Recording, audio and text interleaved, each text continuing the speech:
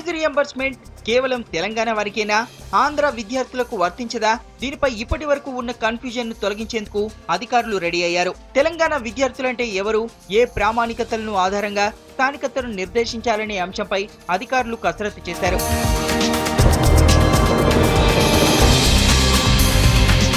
తెలంగాణ విద్యార్థులుగా ఎవరిని పరిగణించాలనే అంశంపై అధికారుల మధ్య భిన్నాభిప్రాయాలు వ్యక్తమయ్యాయి.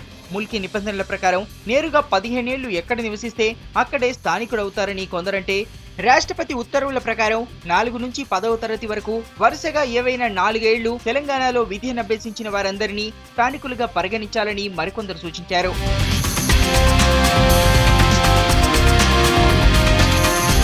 చివరకు విద్యార్థుల స్థానికతను తండ్రి జన్మస్థలమే ప్రాతిపదికగా తీసుకున్నారు. విద్యార్థులు తెలంగాణలో పుట్టినా విద్యాభ్యాసం కూడా ఇక్కడే కొనసాగించినా సరే తండ్రి ఇక్కడ జన్మించిన వాడు కావాలని ఫైనల్ గా డిసైడ్ అయినట్టు తెలుస్తోంది.